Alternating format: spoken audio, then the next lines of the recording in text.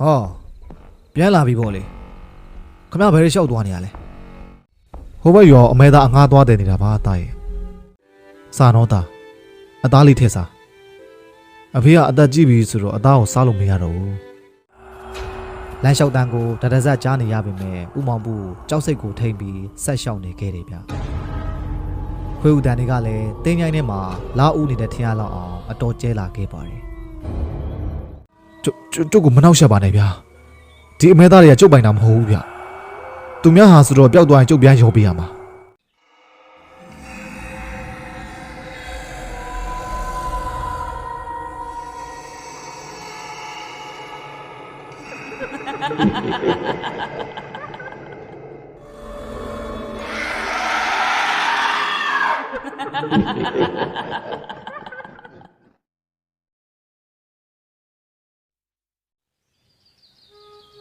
ညနေဆောင်အချိန်မှာဥမောင်မှုတီရောအလောတကြီးပုံစံနဲ့တစ်ပစ်ချုံရွယ်ရရှိတဲ့ရွာနောက်ကဂိုင်းတော်လှဲလန့်ဘက်ကိုဥတီတွားနေခဲ့ပါတယ်လူလေးမင်းအောင်လူလေးဒီကောင်လေးဘယ်နေရာမူးလဲလဲမသိပါဘူးကွာလူလေးဥမောင်မှုတီရောလမ်းတစ်လျှောက်ပြားခတ်ပြီးလိုက်ရှားနေပေမဲ့သူ့သားမင်းအောင်ကိုရှားမတွေ့သေးပါဘူး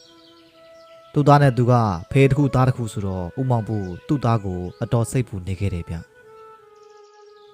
ဒီအချိန်နွားနှကောင်ကိုရှေ့တစ်ကောင်အနောက်တစ်ကောင်မောင်းလာတဲ့လူငယ်လေးကြောရဲနဲ့ဥမောင်ဘူးလမ်းမှာသွားဆုံခဲ့ပါတယ်ငါတို့ကြောရဲ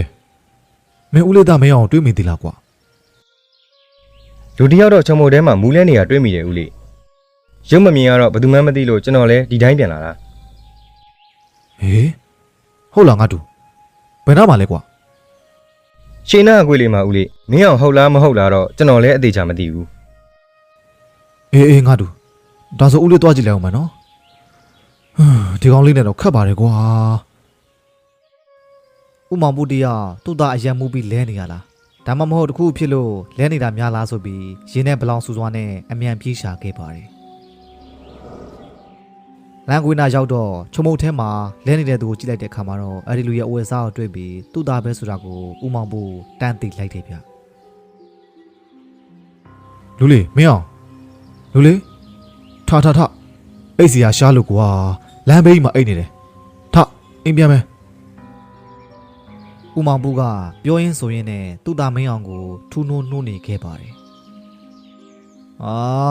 ဘသူလဲဗျာဒီမှာအဲ့လိုကောင်းနေရအောင်ဘာလို့ကျုပ်ကိုလာနှိုးနေရလဲဟာဟက်ကောင်ငါမင်းအဖေးကွာမောင်ဘူးဒီလောက်လူမန်းသူမန်းမသိအောင်ကိုတောက်လိုက်ရသလားထရောက်ထကျွေးကျေးဇူးရှင်ဖခင်ကြီးပဲအဲ့ကိုရောက်နေပြီမလားဘာလို့ထရမှာလဲဟာမင်းအိတ်နေတာလမ်းဘေးမှာကွာထကွာငါသားရထပြောရင်နဲ့ဥမောင်ဘူးသူ့သားကိုတွဲထူကရွာထဲကိုပြန်ဝင်လာခဲ့ပါတယ်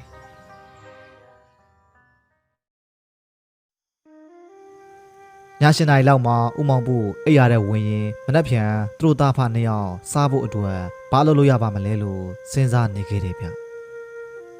အခုအချိန်မှလည်းသူထမင်းမစားသေးတဲ့အတွက်ဥမောင်ဘူးရဲ့ဘိုက်ထဲမှာတကွီကွီမြည်နေခဲ့ပါတယ်ဒါကြောင့်စားနေတဲ့ဘိုက်ကိုဖြည့်ဖို့အတွက်ရေသွားတောက်ရင်သူ့သားအိတ်နေတဲ့ပုံစံလေးကိုကြည့်နေခဲ့တယ်ဗျ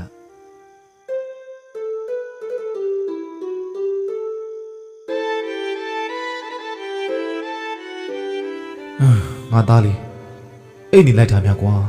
ခလေးလေးကြာနေရပဲဒါအယံမှုပြေလို့နိုးလာရင်သားစားဖို့အဖေဘဲသားချက်လေးချမ်းထားပေးတယ်နော်ငါသားလေးစားရရင်ကိုအဖေချင်တတ်ပါပြီကွာဥမောင်ဘူးတရားဘိုက်စားနေပေမဲ့ညနေကသူ့အလုပ်လုပ်တဲ့အိမ်ကနေပြီးလိုက်တဲ့ဘဲသားချက်လေးကိုသူ့သားစားဖို့မလောက်မှစိုးရိမ်တဲ့အတွက်မစားရက်ခဲ့ပါဘူးပြီးတော့ထမင်းကလည်းနိုးစီဘူးတစ်လုံးဝဲပဲချက်ထားတဲ့အတွက်သူ့သားစားလို့မိုးရမှာစိုးရိမ်ပြီးချမ်းထားပေးခဲ့တယ်ဗျ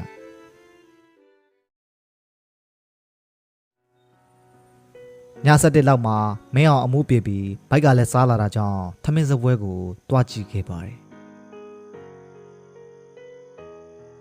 အဲ့နောက်အတန်းကြားလို့ဥမောင်ဘူးနိုးလာပြီးသူ့သားလေးထမင်းစားနေတာမြင်တော့မှစိတ်ချလက်ချပြန်အိတ်သွားခဲ့တော့တယ်ဗျ မောင်ဘူးမောင်ဘူး ဟာကောင်းစိန်ဘာမှခိုင်းစရာရှိလို့လဲဗျ အေးခိုင်းစရာလေးရှိလို့ဟိုဘက်ရွာမှာအမဲတက်တယ်ကွာအမှငါစပိတ်တာမှားထားတယ်အဲ့ဒါမင်းသွားတယ်လာပြီမင်းတို့သားဖစားဖို့အစိတ်သားပေးမယ်ကွာဘလို့လဲ ဩကျောင်းကုန်းမှာအမဲပေါ်တာလားဟုတ်ကဲ့ယူပေးလို့တော့ရတယ်ဗျဒါပေမဲ့ကျွန်တော်မှဒီနေ့လေကင်းကအခြားခိုင်းထားတာလေးရှိသေးတယ်နေဦးများမင်းအောင်ရေမင်းအောင်ဘာလဲအဖေဟာကျွန်တော်ဘာမှမလုပ်ပေးနိုင်ဘူးနော်ခဏနဲ့တငယ်ချင်းတွေနဲ့ချိန်ထားတာရှိသေးတယ်မင်းအောင်ကအိမ်မော်ကနေလှမ်းပြောနေခဲ့ပါတယ်ကဲပါကိုအောင်စင်ရင်ကျွန်တော်ပဲသွားယူပေးမယ်ညနေလောက်မှသွားယူပေးရင်လည်းအဆင်ပြေတယ်မလား ရတယ်ကွာမောင်ဘူးသူတို့တက်ပြီးလဲအမဲကငါအတွက်သက်သက်ချန်ထားပေးမှာမင်းအစင်ပြေတဲ့ချိန်သွားယူဒီနေ့ညရရင်ရပြီ အဲဒီနောက်ဦးအောင်စိန်ပြန်သွားတော့မင်းအောင်ကအိမ်မော်ကနေဆောင်းဆောင်းအောင်အောင်နဲ့ဆင်းလာခဲ့ပါတယ်ဒါလူလေးအရက်ဒီအရင်မတော့နေအောင်နော်အိမ်လဲစောစောပြန်ခဲ့အောင်နားတယ်ကြီးတဲ့အဖေဟာအဲကြောင့်အိမ်မမနေချင်တာမင်းအောင်ကပြောနေရင်နဲ့ခြံထဲကနေထွက်သွားခဲ့ပါတယ်ဦးမောင်မှုခမရလဲသူ့သားအပေါ်ချီလို့နာရောမိခင်မြစ်တာငတ်နေတာရောကြောင့်တားဖြစ်သူကိုအပြစ်မမြင်ရက်ခဲ့ပါဘူးဦးမောင်မှုဟိုဘက်ရွာကိုညနေဆောင်မှအမဲသားသွားယူတော့သူပြန်လာတဲ့အချိန်ကည8 နာရီလောက်ရှိနေခဲ့ပါပြီကျောင်းကုန်းရွာနဲ့သူတို့မောင်းတော့ရွာနဲ့ကကြားထဲမှာ9 မိုင်လောက်ခြားတယ်ဗျဒီလိုနဲ့ဦးမောင်မှုပြန်လာရင်သူတို့ရွာရဲ့တင်းချိုင်းကိုကတ်လာခဲ့ပါပြီတဘိုးရဲ့အရှိတစ်ဖက်နဲ့အနောက်တစ်ဖက်မှာကလည်းအမဲသားတွေတွဲလျက်နဲ့ပေါ့ဗျာထူးဆန်းစွာနဲ့သူတင်းချိုင်းကိုစဝဝင်ချင်းမှာပဲသူတို့ရွာပြကခွေးတွေကမတရားဥလာကြပါတယ်ဒါပေမဲ့ဦးမောင်မှုခမသူတို့သားအဖတနက်စာစားဖို့အတွက်ရုန်းကန်နေရတာဆိုတော့ခွေးဥတန်ကိုလည်းသတိမထားနိုင်ခဲ့ပါဘူးခြေလန်းခတ်တော့နဲ့ရွာရောက်ဖို့အရေးကိုသာအာယုံဆိုင်နေခဲ့ပါတယ်တင်းချိုင်းအလဲနာရောက်လာတော့အနောက်ကနေခြေတန်းတစ်ချက်ချက်လိုက်လာနေတာကိုဦးမောင်ဘူးသတိထားမိခဲ့တယ်ဗျအရန်ကြောက်တတ်တဲ့သူမဟုတ်ပေမဲ့မှောင်မိုက်နေတဲ့အချိန်မှာတယောက်ထဲလဲဖြစ်ပြန်အမဲသားတွေပါလာတဲ့အပြင်တင်းချိုင်းသားကိုလည်းရှောင်းနေတာဆိုတော့ဦးမောင်ဘူးခေါင်းတွေပွားချက်သိန်းတွေထလာခဲ့ပါတယ်လမ်းလျှောက်တန်းကိုတရဇက်ကြားနေရပေမဲ့ဦးမောင်ဘူးကြောက်စိတ်ကိုထိမ့်ပြီးဆက်လျှောက်နေခဲ့တယ်ဗျခွေးဥတန်တွေကလည်းတင်းချိုင်းထဲမှာလာဦးနေတဲ့ထင်ရလောက်အောင်အတော်ကျဲလာခဲ့ပါတယ်အဲဒီနောက်ဦးမောင်ဘူးရဲ့အနောက်ကအမဲသားတွေကိုတယောက်ယောက်ကလာဆွဲခဲ့တယ်ဗျဦးမောင်ဘူးအနောက်ကိုရိုင်းလဲသွားခဲ့ပေမဲ့တဘိုးနဲ့အမဲသားတွေကအသေးချာချီးထားတာကြောင့်ပါမသွားခဲ့ပါဘူးဒီအခါမှာတော့ဦးမောင်ဘူးအရန်ကြောက်သွားတာကြောင့်ဒူးထောက်ထိုင်းချလိုက်ပြီးဟိုဟိုတီတီကြီးရင်းနဲ့တောင်းပန်လိုက်ပါတယ်ကျုပ်ကိုမနှောက်ရှက်ပါနဲ့ဗျာဒီအမဲသားတွေကကျုပ်ပိုင်တာမဟုတ်ဘူးဗျသူများဟာဆိုတော့ပျောက်သွားရင်ကျုပ်ပြန်ရောပေးရမှာ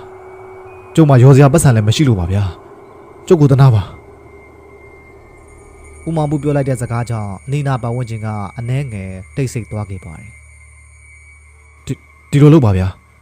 ဒီအမဲသားတွေကျုပ်သွားပို့ပြီးသွားရင်ကြွက်လိုက်ပြီးတော့ဒီမှာလာကျူပါမယ်ကျုပ်ပြောတာကိုယုံပါဗျာဒီအမဲသားတွေကတော့သူများဟာမို့လို့ပါသူပြောနေချိန်မှာအရာအလုံးကပုံမှန်အတိုင်းပြန်ဖြစ်သွားတာကြောင့်ဦးမောင်ဘူးအမဲသားတွေပါတဲ့တဘိုးကိုကောက်ထမ်းပြီးခက်မြန်မြန်ပြန်ခဲ့တော့တယ်ဗျအမဲသားသွားပို့ပြီးတဲ့နောက်ဦးအောင်စိန်ပေးလိုက်တဲ့စံနိုးစီဘူးသုံးလုံးနဲ့အမဲသားအစိတ်သားကိုလက်ကဆွဲကဦးမောင်ဘူးတယောက်သူ့အိမ်ကိုပြန်လာခဲ့ပါတယ်အိမ်ရှိရောက်တော့တားဖြစ်သူမင်းအောင်ကအိမ်ရှိကကွက်ပြစ်မှာအရက်ပလင်းဘေးချပြီးထိုင်းနေတာကိုသူတွေးလိုက်ရတယ်ဗျဟောပြန်လာပြီပေါ့လေခမဘယ်ရလျှောက်သွားနေရလဲဒီမှာဗိုက်စာလို့သေးတော့မယ်ဟိုဘက်ရောအမဲသားအငားသွားတယ်နေတာပါတားရဲ့ခဏလေးစောင့်နော်အဖေအမြန်ချက်လိုက်မယ်ဦးမောင်ဘူးတယောက်တားဖြစ်သူဗိုက်စာနေတာကိုသိတော့အိမ်မောအမြန်တက်ခါဟင်းချက်ခဲလိုက်ပါတယ်ဟင်းချက်လို့ပြီးသွားတော့တားဖြစ်သူကိုထမင်းဟင်းပြင်ပြီးဝမ်းမတ်တတာနဲ့ကျွေးခဲ့ရှာတယ်ဗျစာတော့တာအသားလေးထည့်စား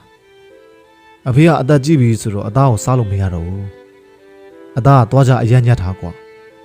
စားအဖေကအရေးလေးနဲ့စားမယ်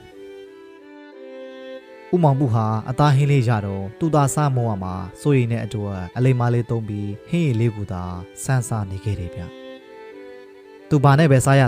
သူ့သားလေးအာရပါရနဲ့အာဟာရရှိစားနေတာကိုကြည့်နေရရုံတင်အတော်ကျဉ်းနေပုံရပါတယ်ညတကောင်ကျော်လို့တနင်္ဂနွေဝင်းကျင်အချိန်မှာဦးမောင်ဘူးအိပ်ပြောနေတော့အလေးစွန့်ကျင်လာတာကြောင့်သူအိမ်နောက်ဖေးကိုထွက်လာခဲ့တယ်ဗျစင်းရဲချိုးတဲ့နေအိမ်ဆိုတော့အိမ်သာမရှိတဲ့အတွက်အိမ်နောက်ကခြုံဆက်ကိုဦးမောင်ဘူးဥတီသွားနေခဲ့ပါတယ်ကိစ္စပြီးလို့သူခြုံဆက်ကနေပြန်လာတော့သူ့ချစ်တော့ကိုတကောင်ကောင်ကိုက်လိုက်တယ်လို့ပူကနေခန်းစားမိလိုက်တယ်ဗျဦးမောင်ဘူးတရားခဏချင်းမှာပဲမျက်လုံးတွေပြခေါင်းတွေဝေမူလာပြီးအောက်ကိုပြစ်လဲကျသွားခဲ့ပါတယ်တကယ်တော့သူဒီလိုဖြစ်သွားတာကတင်းချိုင်းမှာသူပေးခဲ့တဲ့ဂရီအတိုင်းစောင့်ဆိုင်နေတဲ့ပရလောကသားတွေကဥမောင်ပုကိုဂရီမတီးယာခေါင်းလားဆိုပြီးဒေါသထွက်ခါမွေနဲ့တိုက်တက်ခဲ့တာဖြစ်ပါတယ်